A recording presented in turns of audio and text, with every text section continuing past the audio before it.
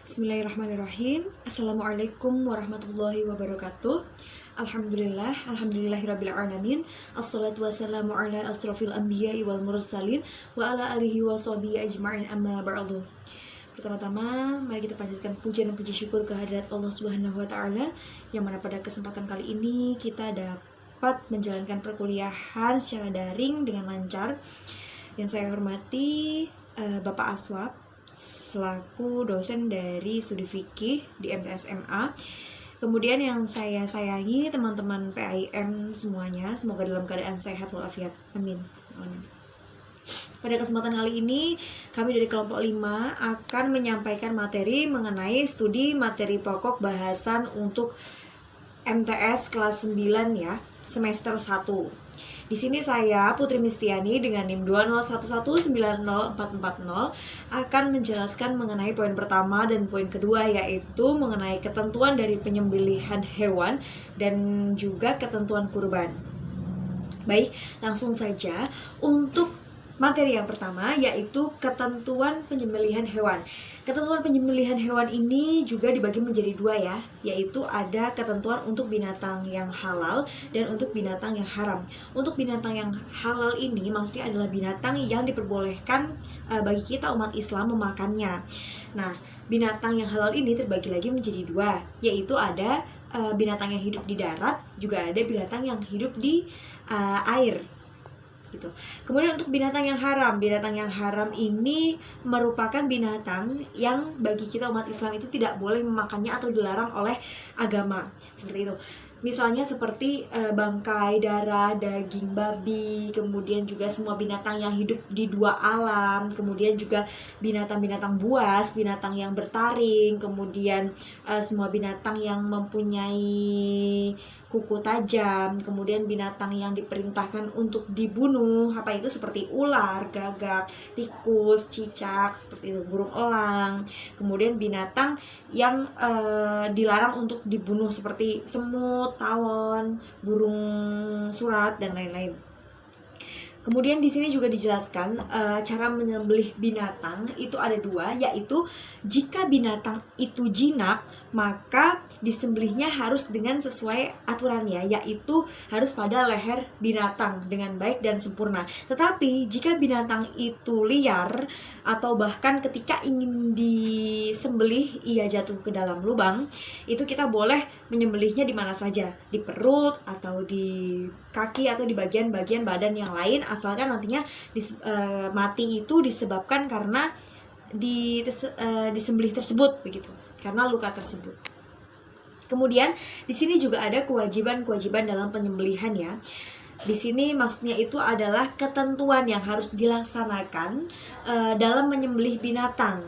Apa saja? Yang pertama, hendaknya binatang itu dipotong atau disembelih pada pangkal leher, baik di bagian tenggorokan maupun bagian bawah leher. Kemudian yang dipotong adalah bagian tenggorokan binatang itu, yaitu jalan pernafasan. Kemudian juga dipotong kerongkongan yang merupakan jalan makanan. Kemudian juga urat nadi kiri dan kanan harus dipotong. Kemudian pada waktu menyembelih itu kita harus menyebut nama Allah. Nah, juga ada syarat penyembelihan ya. Syarat penyembelihan itu orang yang menyembelih harus orang Islam atau dia itu ahli ibadah, ahli kitab ya. Kemudian penyembelihan itu dilakukan sengaja disertai dengan niat karena Allah. Kemudian juga alat penyembelih itu harus tajam ya, tidak boleh tumpul sehingga dapat melukai seperti pisau, bambu dan sebagainya. Pokoknya tidak boleh menggunakan kuku atau gigi seperti itu. Selain itu juga penyembelihan hewan ini dia itu ada amalan-amalan sunahnya. Amalan-amalan sunahnya itu diantaranya kita harus membaca basmalah, kemudian juga membaca sholawat Nabi Muhammad SAW, kemudian juga menajamkan alat penyembelihan, kemudian juga menghadap kiblat, kemudian memotong pada pangkal leher agar lekas mati, kemudian juga memotong urat nadi dua ya, kiri dan kanan tadi, yang ada pada kiri dan kanan binatang yang akan disembelih. Kemudian juga binatang yang akan disembelih dibaringkan posisi untuk kirinya itu di sebelah bawah sehingga akan lebih mudah bagi orang yang mau menyembelihnya. Nah, selain ada amalan-amalan sunnah, juga ada hal-hal yang dimakruhkan. Yang pertama adalah menyembelih binatang itu sampai lehernya putus, itu makruh. Kemudian juga memakai alat yang tumpul, itu makruh. Kemudian memukul kepala binatang terlebih dahulu sebelum menyembelihnya agar tidak berontak, itu juga makruh ya. Kemudian juga tidak sempurna menyembelihnya, seperti halnya memotong tenggorokan atau kerongkongannya saja. Nah, hikmah dari penyembelihan binatang ini itu apa? Yakni diantaranya untuk memperoleh daging atau hasil penyembelihan yang baik dan benar sesuai dengan ukuran kesehatan juga menurut agama. Kemudian juga untuk menghindarkan diri kita itu dari sikap sadisme, terutama terhadap binatang yang akan disembelih ya. Kemudian untuk memperoleh nilai ibadah, sebab penyembelihan tanpa berniat dan menyebut nama Allah itu akan sia-sia. Kemudian selanjutnya di sini ada ketentuan kurban. Yang pertama adalah pengertian kurban. Kurban atau udhiyah itu apa sih? Jadi dalam bahasa Arab nama hewan sembelihan seperti unta, sapi, dan kambing yang disembelih pada hari raya atau nahr dan tasyrik sebagai bentuk taqarrub, pendekatan diri kepada Allah. Nah, menurut bahasa sendiri itu kurban merupakan... Assalamualaikum warahmatullahi wabarakatuh. Sebelumnya, perkenalkan saya Rosyid Nihru Mas'ul, nomor induk 201190453, akan melanjutkan penyampaian materi dari kelompok 4, yaitu mengenai ketentuan dari akikoh, pengertian dari akikoh dan hukumnya. Menurut bahasa, akikoh berarti menyembelih atau memotong. Sedangkan menurut istilah, akikoh adalah menyembelih hewan sebagai rasa syukur kepada Allah Subhanahu wa taala atas kelahiran anak yang telah diberikan oleh Allah. Akikoh dilaksanakan afdolnya atau lebih baiknya itu pada hari ke-7 kelahiran dari anak tersebut. Dan hukum dari akikoh sendiri adalah sunnah. Ketentuan hewan dari akikoh dan jumlahnya. Hewan untuk akikoh hanya berupa kambing ataupun domba atau biri-biri. Sebagaimana pada hewan kurban, akikoh juga disyaratkan tidak cacat dan juga tidak mengalami penyakit-penyakit pada hewan tersebut. Adapun mengenai jumlahnya, yaitu hewan akikoh untuk laki-laki yaitu 2 ekor kambing, sedangkan hewan akikoh untuk perempuan hanya 1 ekor kambing. Mengenai waktu pelaksanaan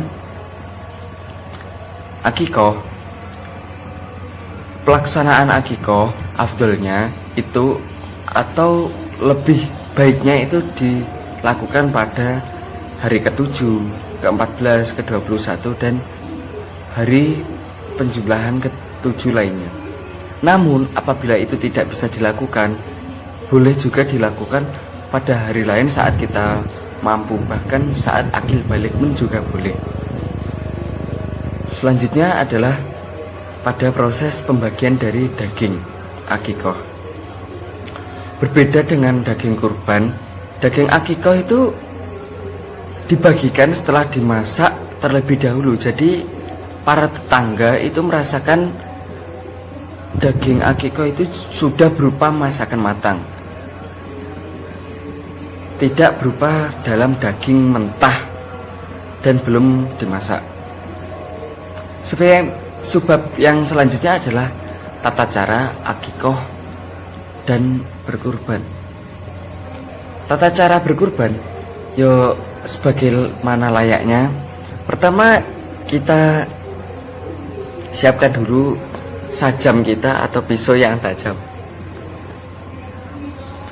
Selanjutnya,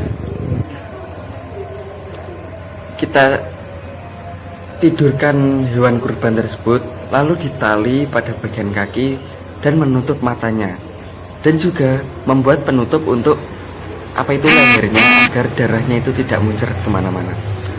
Sebelum menyembelihkan atau mengsekkan pisau sajam kita ke leher sang kurban, itu hendaknya kita membaca bismillah serta sholawat kepada Rasulullah dan juga niat untuk berkorban. Selanjutnya adalah tata cara akikoh. Pada dasarnya tata cara melakukan penyembelihan hewan akikah itu sama dengan kurban, tidak ada bedanya pada dasarnya. Hanya saja waktu-waktunya saja yang dibedakan.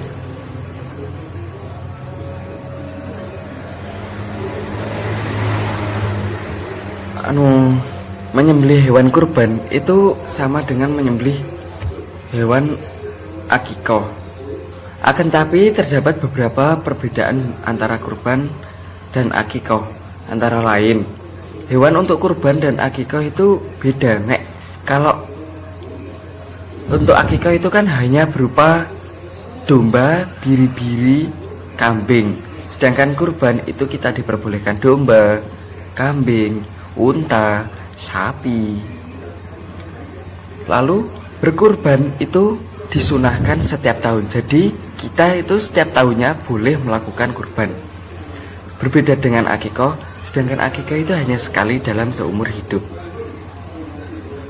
Lalu waktu penyembelihannya. Waktu penyembelihannya seperti yang saya singgung di awal tadi. Waktu penyembelihan dari hewan kurban itu hanya sekali dalam 1 tahun, yaitu pada hari raya Idul Adha dan juga hari Tasyrik itu diperbolehkan untuk menyembelih hewan kurban. Sedangkan waktu penyembelihan dari akikah itu lebih baik dilakukan pada hari ke-7 kelahiran, ke-14, ke-21 dan kelanjutannya. Namun apabila itu tidak bisa dilakukan, belum bisa dilakukan, itu juga diperbolehkan untuk melakukannya di lain hari, bahkan di waktu akil balik pun juga boleh. Lalu perbedaannya lagi dalam proses pembagiannya. Daging dari hewan kurban dibagikan kepada orang-orang dalam keadaan mentah dan sebelum dimasak. Sedangkan daging pada akikah dibagikan dalam keadaan matang, sudah diolah, sudah dimasak, dan tetangga itu tinggal makan. Aum aja. Selanjutnya adalah ketentuan dari jual beli. Pengertian dari jual beli. Jual beli adalah saling tukar menukar antara harta dan barang dengan cara ijab kabul yang berakibat terjadinya pemindahan kepemilikan barang atau harta tersebut. Dasar hukum jual beli. Dasar hukum jual beli itu merupakan salah satu bagian dari tolong menolong antara sesama manusia yang landasannya dalam Al-Quran surat Al-Baqarah, yaitu kalau enggak salah ya benar, itu lafadznya ahalallahul bai'a wa karrama riba. Jadi diperbolehkanlah bagimu untuk melakukan jual beli dan dikaramkanlah riba. Jadi pada dasarnya hukum jual beli itu adalah boleh. Selanjutnya adalah rukun dan syarat jual beli. Rukun jual beli sendiri itu ada 4. Pertama adalah penjual dan pembeli. Itu wajib. Kalau kehilangan salah satu itu nggak bisa. Kalau hanya ada penjual saja, itu tidak ada yang dibeli. Kalau ada pembeli saja, itu tidak ada pembeli. Kalau ada pembeli saja, itu tidak ada yang dibeli, sahabat. Selanjutnya, rukun selanjutnya adalah barang yang diperjualbelikan. Kalau ada penjual dan pembeli, pasti ada barang yang diperjualbelikan. Kalau nggak ada barangnya, itu hanya ngobrol belaga itu.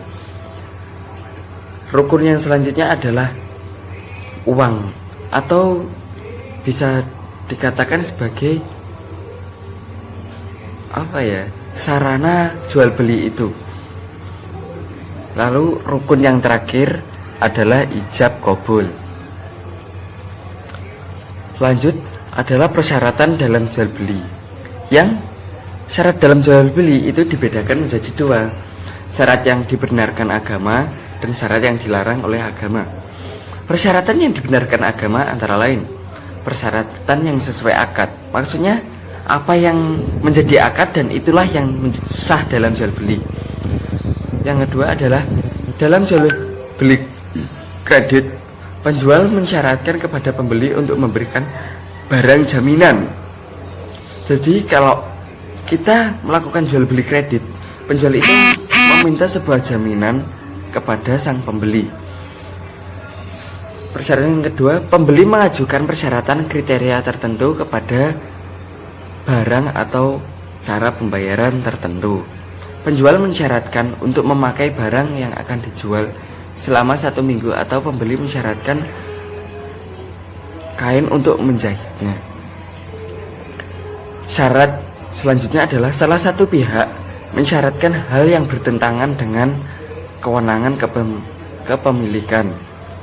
Syarat selanjutnya persyaratan akad fi akad atau menggabungkan 2 akad dalam 1 akad itu diperbolehkan.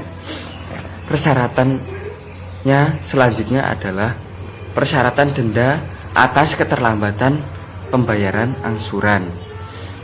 Lalu persyaratan yang dilarang oleh agama itu pertama adalah menggabungkan utang piutang atau akad kordi dengan jual beli atau baik.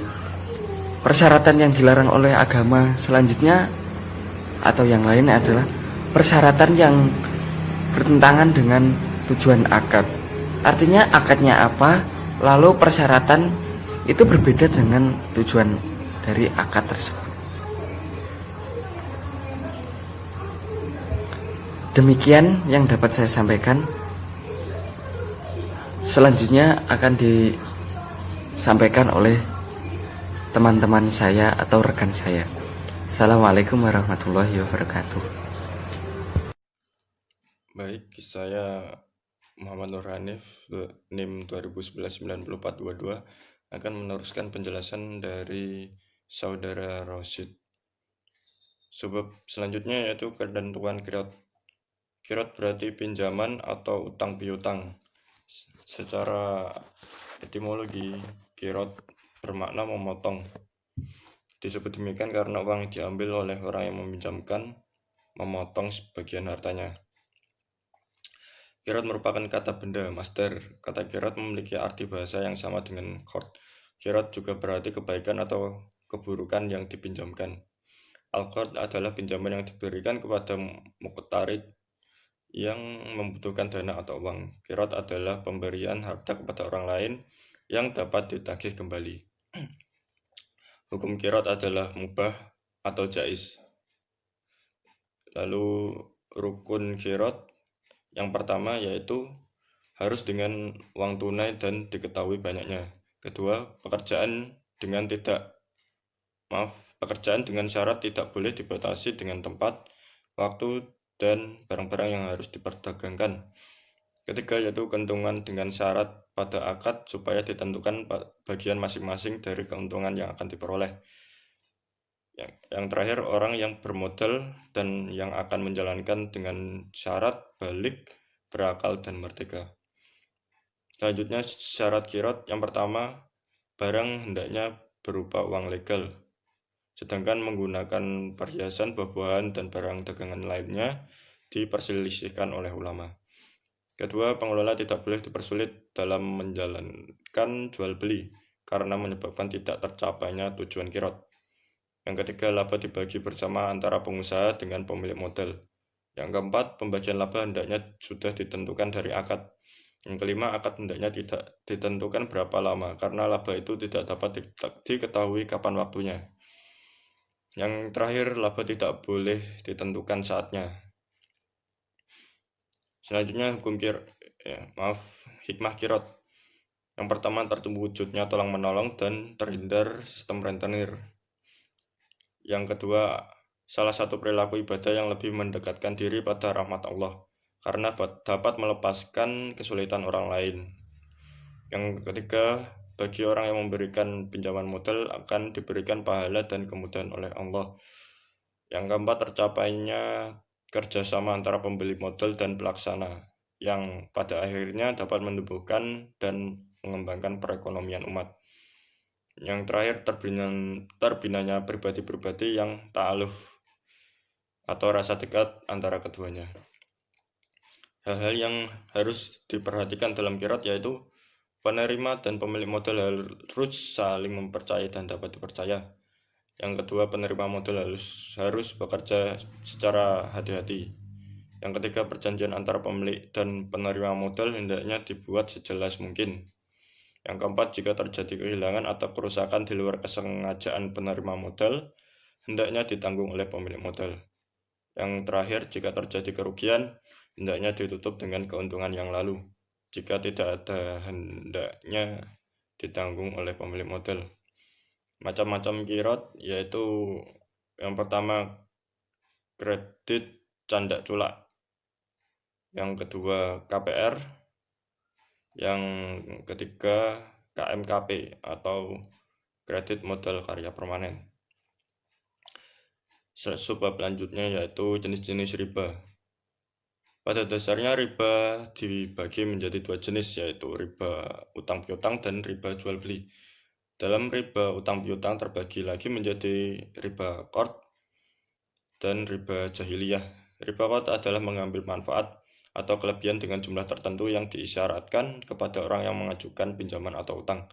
Sedangkan riba jahiliyah adalah riba yang memberikan ketentuan berupa penambahan pengembalian lebih besar dari pokok pinjaman yang harus dibayarkan karena terlambat membayar utang atau melebihi jatuh tempo yang sudah ditentukan.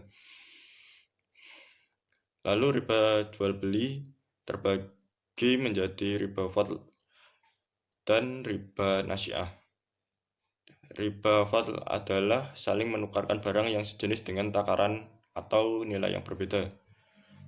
Sedangkan riba nasi'ah adalah menunda penyerahan atau penerimaan barang. Sebab yang terakhir yaitu ketentuan pelaksanaan jual beli, kirot, dan riba. Jual beli merupakan perbuatan timbal balik yang mana pihak yang satu, penjual, bersedia untuk menyerahkan hak milik atas suatu barang, sedangkan pihak yang lainnya, yakni pembeli, bersedia untuk membayar harga yang terdiri atas sejumlah uang sebagai imbalan dari perolehan hak milik tersebut. Jual beli menerangkan bahwa hal yang disepakati oleh pihak yang satu atau penjual menyerahkan atau memindahkan hak miliknya atas barang yang ditawarkan, sedangkan yang disepakati oleh pembeli untuk membayar harga yang telah disepakati.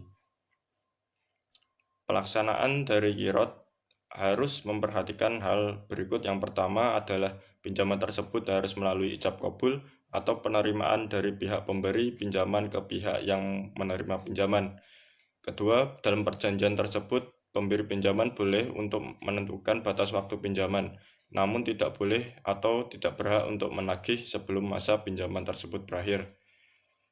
Lalu dalam Al-Quran surat Al-Imran ayat 130 bahwa Allah telah melarang riba karena prakteknya riba membuat pribadi hancur dan berdampak pada emosional, psikologi, hingga spiritual. Maka hal-hal untuk menghindari riba adalah sebagai berikut. Yang pertama, kenali bahaya riba. Yang kedua, mengetahui cara bertransaksi yang halal. Yang ketiga, memiliki sifat qanaah dalam diri. Yang keempat, berhutang pada lembaga keuangan yang menerapkan transaksi tanpa riba. Baik, itu saja sedikit penjelasan dari saya. Kurang lebihnya mohon maaf. Sekian, terima kasih dari kelompok kami. Akhiron, wassalamualaikum warahmatullahi wabarakatuh.